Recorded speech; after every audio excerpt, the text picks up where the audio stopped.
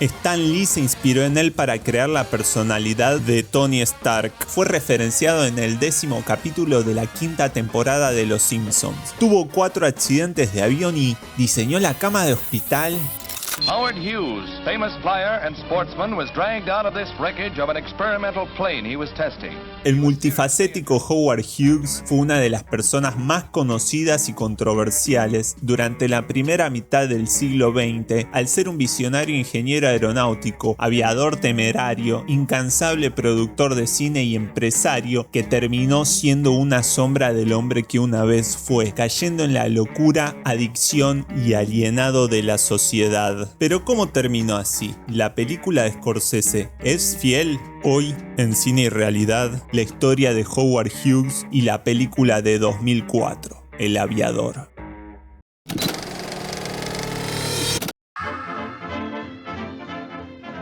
Complicado. Esa es la palabra que mejor define todo lo que rodea a Howard Hughes, y eso incluye a la película de 2004. Dirigida por el legendario Martin Scorsese, protagonizada por Leonardo DiCaprio y escrita por John Logan, guionista de Sweeney Todd, Un Domingo Cualquiera, Skyfall, Spectre y Gladiador, entre muchas otras, El Aviador es un proyecto que de cierta manera se remonta a 1970.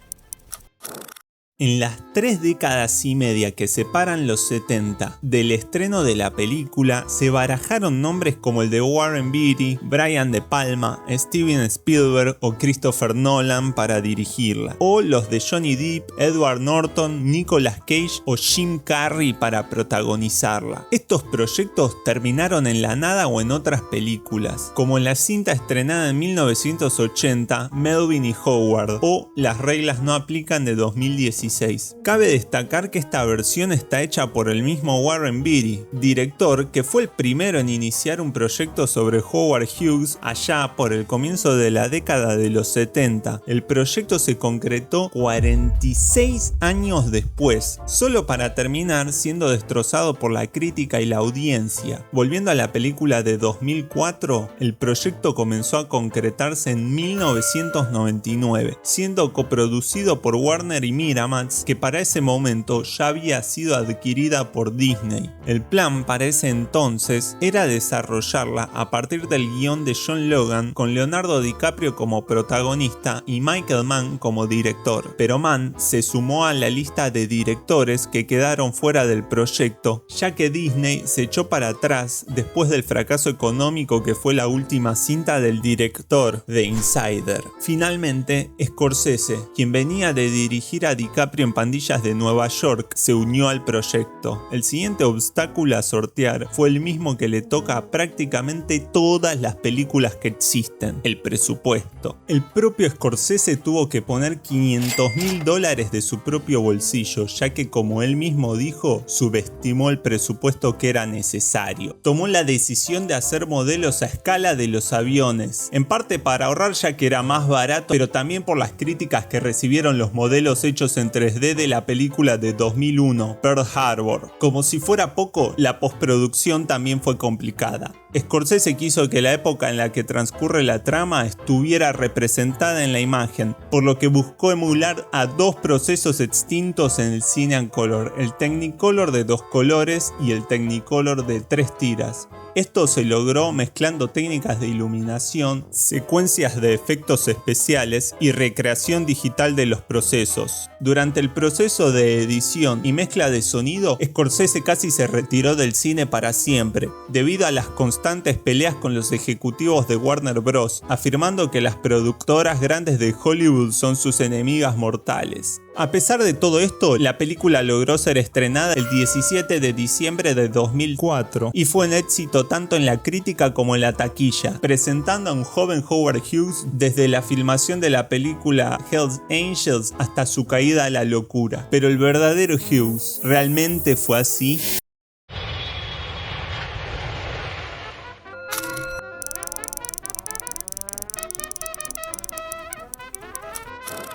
oriundo de Houston, Texas, hasta el nacimiento de Hughes resulta polémico dado que la fecha que suele ser atribuida a su nacimiento es el 24 de diciembre de 1905, pero otros documentos indican que su nacimiento puede haber sido el 24 de septiembre de 1905. De muy chico demostró un interés y un talento nato para la ciencia y la tecnología, realizando proezas como fabricar la primera radio inalámbrica de Houston con tan solo 11 años, o una bicicleta motorizada con partes del motor a vapor de su padre cuando tenía 12. Pero también mostraba ciertas dificultades para cumplir las normas o ignorar sus caprichos, dado que, por ejemplo, esa misma bicicleta motorizada la fabricó porque su padre no le quiso comprar una moto. Estos caprichos se potenciaban con la sobreprotección que su madre Aline le brindaba. En esta época comenzó a desarrollar actitudes que más tarde sus conocidos señalarían como TOC o trastorno obsesivo compulsivo, y además fobia a los gérmenes, generada en gran medida debido a su madre, ya que ella también la padecía y llegaba al punto de bañar personalmente al joven Howard hasta sus 13 años. A los 14, Hughes piloteó su primer avión y descubrió su pasión por la aviación, pasión que lo acompañaría hasta en su mismísima muerte. El primer gran golpe que Hughes sufrió fue a los 16 años, cuando su madre Aline fallece a causa de un embarazo ectópico, y 2 años después su padre fallece de un ataque al corazón, pérdidas que lo acompañaron por el resto de su vida. Pero lejos de deprimirse, Hughes se casó,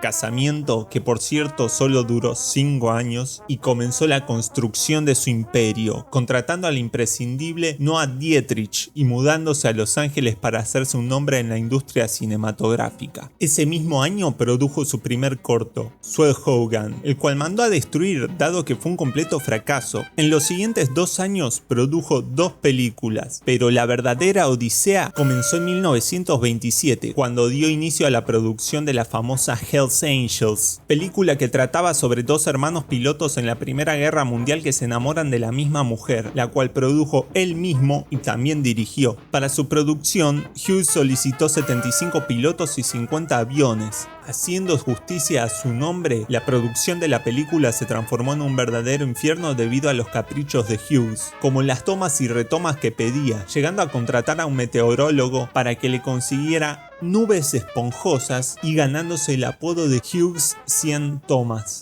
Lamentablemente, ese era el menor de los problemas, ya que Hughes exigía tomas excesivamente peligrosas y arriesgadas, llegando a pedir una maniobra que el mismo jefe de pilotos no permitió que nadie del equipo ejecutara. Lejos de darse por vencido, decidió hacerla por sí mismo, y la pirueta resultó en su primer accidente aéreo, en el cual se fracturó el cráneo y terminó en el quirófano con su cara siendo operada. Además del accidente de Hughes, 3 pilotos y un mecánico fallecieron durante el rodaje. Como si fuera poco, durante los 3 años que duró la producción de la película, se dio a conocer El cantante de jazz, una de las películas pioneras en utilizar el sonido, y Hughes mandó a regrabar con sonido la mayoría de las escenas de la película, que en ese momento ya tenía la mitad grabada. Todo esto convirtió a Hells Angels en la película más cara hasta el momento, con un presupuesto de 4 millones, el cual no llegó a recuperar. Sin embargo, fue considerada un éxito entre la crítica y llegó a ser nominada a los Oscars en la categoría de mejor fotografía. Su próximo hito cinematográfico sería la legendaria película de gangsters de 1932, Scarface, la cual no dirigiría, pero se encargaría de la producción, peleando contra viento y marea para superar la censura debido a la cantidad de violencia de la película. Increíblemente, a pesar de su descomunal paso por la industria cinematográfica, esta no era su verdadera pasión, sino la aviación, pasión que pudo ser impulsada debido a que también era un empresario implacable, y durante ese mismo año fundó la Hughes Aircraft Company. En la década del 30, Hughes se dedicó a comprar empresas y romper récords aéreos, con un accidente sin mayores consecuencias de por medio. Rompió el récord de velocidad de una aeronave, el récord transcontinental de velocidad aérea y el récord de vuelo alrededor del mundo en 91 horas, aunque también rompió sus límites morales, ya que por esa época, mientras conducía borracho, Hughes atropella y mata a un peatón, Gabriel S. Mayer. Alguien testificó que Hughes iba manejando borracho, pero casualmente al día siguiente cambió el testimonio. No hay problema que la plata no resuelva. Pero la vida de un genio no es color de rosa, y durante los 40, las actitudes obsesivas de Hughes comenzaban a ser insostenibles, empeoradas por los accidentes aéreos que sufrió. En 1943 tuvo su tercer accidente de avión intentando establecer un récord de velocidad con el Sikorsky S-43, accidente que mató al inspector de la Autoridad de Aviación y un empleado de Hughes. Pero el verdadero giro en su vida ocurrió con su cuarto y peor accidente durante 1946.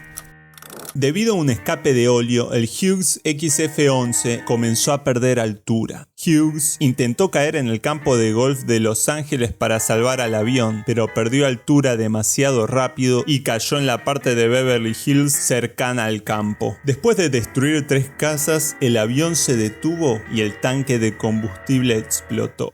Hughes fue rescatado por un marín que estaba en el área. Se rompió la clavícula, varias costillas, se aplastó el pecho, su pulmón izquierdo colapsó empujando su corazón a la parte derecha de su pecho y además tuvo quemaduras de 3er grado por todo el cuerpo. Fue en esta época, mientras estaba internado, que diseñó una cama mecánica que sirvió de prototipo para las camas de hospital que se conocen hoy en día. Los médicos dijeron que su recuperación fue milagrosa, pero este accidente contribuyó a su posterior dependencia de los opiáceos. Su característico bigote se lo dejó para tapar una cicatriz que le quedó del accidente. Un año después, el Hércules estaba volando por única vez. Voló 1,6 kilómetros y fue el hidroavión más grande que existió, midiendo casi 67 metros de largo, 97 metros y medio de envergadura, 24 metros de altura y pesando 180 toneladas. Pero no hubo logro que ayudara a Howard a superar las secuelas del accidente. En 1958 le dijo a sus empleados que quería pasar películas en un estudio de cine cercano a su casa. Se encerró por 4 meses comiendo chocolate, pollo y tomando solamente leche, rodeado de cajas de pañuelo que reacomodaba continuamente. Dio instrucciones de que nadie lo mirara o le hablara a menos que le dirigiera la palabra. Casualmente, un año antes, su mano derecha Noah Dietrich había renunciado por cuestiones salariales. Hughes pasaba el tiempo sentado en su silla, desnudo y mirando películas sin parar. Se creía que su desnudez era debido a que padecía de alodinia, un trastorno que genera que la persona que lo sufre sienta dolor por estímulos que generalmente no causan dolor, como cortarse las uñas, el pelo o usar ropa. Es posible que mirara películas para distraerse del dolor que sentía, algo común en pacientes que sufren de un dolor intratable, especialmente los que no recibieron un tratamiento adecuado. Durante esa época se obsesionó con la película Estación Polar Zebra y la dejó corriendo en loop.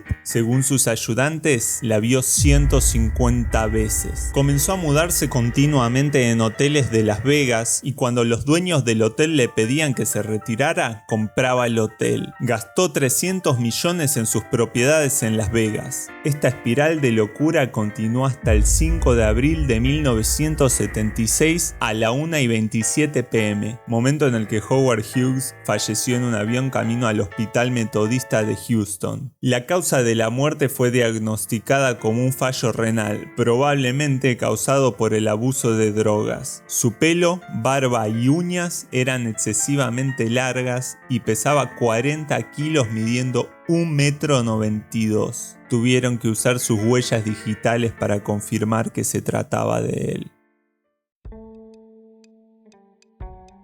Sin ser de las mejores del director, de cualquier manera El Aviador es una excelente película sin ningún tipo de duda. Es muy difícil encontrar en la filmografía de Scorsese una película que se pueda catalogar de mala, y eso que es un director que ya tiene muchas películas hechas y además suele ser muy experimental en lo que a la implementación de nuevas técnicas cinematográficas se refiere. Y acá, una vez más, Scorsese encuentra un equilibrio perfecto entre todas las áreas áreas que componen la producción de una película. La combinación de la dirección de arte y la fotografía junto a los procesos de postproducción a la que se sometió la película resulta en una imagen extremadamente llamativa. En la primera parte, el cian y el rojo se llevan la gloria. El color verde en todo momento se ve azul. Si se observan los ojos de DiCaprio en los primeros planos parecen un faro si se los compara con los planos de otras películas. De hecho, ocurre inclusive comparando planos posteriores de esta misma película en los que se busca conseguir el efecto Technicolor de 3 tiras. Y hablando de esto, en el minuto 52 se muestra un reportaje sobre las hazañas de Hughes y una vez que se acaba se ve el color verde por primera vez en la película. No es coincidencia que aparezca cuando la germofobia de Hughes comienza a empeorar. El cuidado de Scorsese por la imagen y la manera en la que la utiliza para narrar es de otro nivel. La actuación de DiCaprio también, y cabe destacar que él estaba muy comprometido con la película, tanto que fue la única persona que leyó todas las versiones del guión, además de John Logan. Pero en cuanto a la narrativa y su fidelidad a la realidad, El Aviador omite algunas cosas importantes. Claramente es imposible resumir en una película la vida entera de Howard Hughes. Probablemente una serie sería mucho más adecuada para cumplir ese propósito. Es verdad que Hughes fue un genio y un visionario, sin lugar a dudas, pero también fue una persona muy oscura. No solamente mató a la persona que atropelló sin pagar ningún tipo de consecuencia, sino que también murieron varias personas bajo su mando, 3 pilotos y un mecánico durante el rodaje de Hells Angels, y el empleado de la autoridad de aviación y un empleado del propio Hughes mientras intentaba establecer un récord aéreo. Junto a la persona del accidente, da un total de 7 personas, más que Michael Myers en su primer película, y estos solo de los que se tiene algún dato. Con respecto al orden cronológico de los hechos, el mayor error es que el juicio por la construcción del Hércules ocurrió mucho antes de su encierro. Ocurrió durante el año 1947, cuando él tenía 42 años, mientras que su encierro comenzó durante el 58, cuando él ya tenía 53. Obviamente, estas son licencias que se suelen tomar por el bien narrativo de la película y son entendibles. Nada de esto opaca ni le saca mérito al film de Scorsese. Su cuidado por la imagen, elección de planos, movimientos de cámara, música, arte, vestuario y las actuaciones resultan en una película que transporta al espectador a conocer la época y sobre todo